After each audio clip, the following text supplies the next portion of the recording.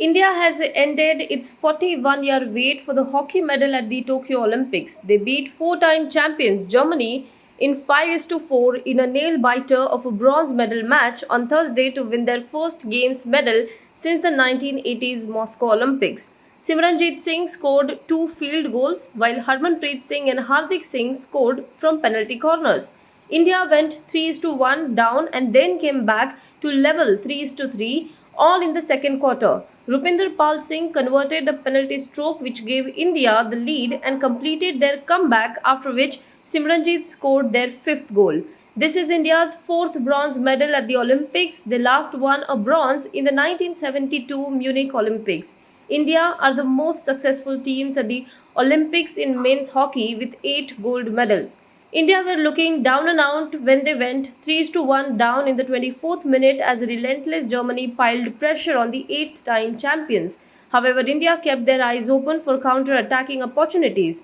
Harmanpreet was unable to convert a penalty corner that India got 2 minutes after they went 3-1 down. Election strategist Prashant Kishore has resigned as the principal advisor to the Punjab Chief Minister Captain Amrinder Singh. In a letter to the Punjab Chief Minister, Prashant Kishore said he wished to take a temporary break from an active role in public life. Prashant Kishore also added that he is yet to decide on his future course of action. He said, "As you are aware, in view of my decision to take a temporary break from active role in public life, I have not been able to take over the responsibilities as your principal advisor. Since I am yet to decide on my future course of action, I write to request you to kindly relieve me from this responsibility." Now, political circles have been abuzz with rumors of Prashant Kishore joining the Congress party.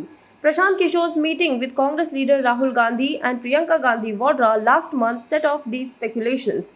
Sources, however, have said that Rahul Gandhi also brainstormed with senior party leaders on the pros and cons of poll strategist Prashant Kishore joining the party. The United Kingdom on Wednesday updated its latest COVID-19 travel update for some countries, including India, moving it from the red to amber list with effect from August 8th. According to information available on the UK government website, it says that India will move to amber list 4 am Sunday 8 August local time.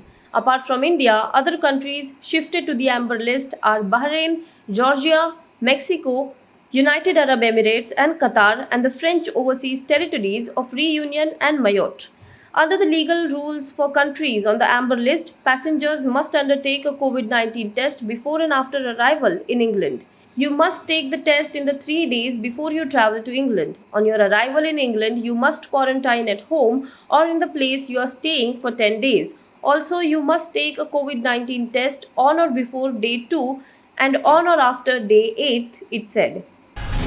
The abrogation of Article 370 and bifurcation of Jammu and Kashmir into two union territories completes 2 years on Thursday, ahead of which the Gupkar alliance slammed the historic move, calling it BJP's hawks of Naya Kashmir.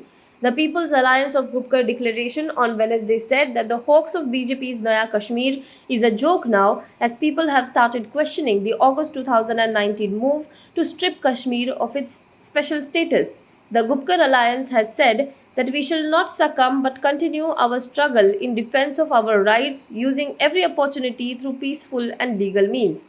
The Gupkar alliance, formed by the top political parties of Jammu and Kashmir, including the National Conference and the People's Democratic Party, recently met Prime Minister Narendra Modi and other leaders in a meeting to discuss Jammu and Kashmir.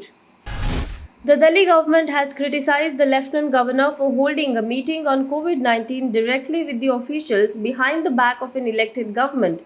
A tweet by Chief Minister Arvind Kejriwal to this effect is likely to aggravate rocky ties between the Aam Aadmi Party government and Lieutenant Governor Anil Baijal over blurry lines on how best to run the national capital. It is against the Constitution and Supreme Court judgment to hold such parallel meetings behind the back of an elected government. We are a democracy. People have elected a council of ministers. If you have any questions, please ask your ministers.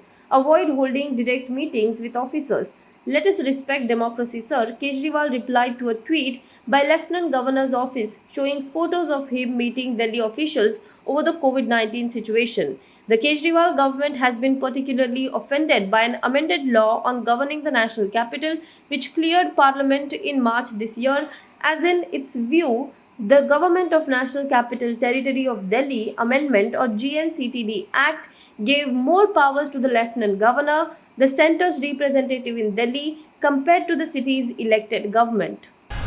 Now be the first to know about the latest updates on our new news app. Go on your Android or iOS, search for HW News Network.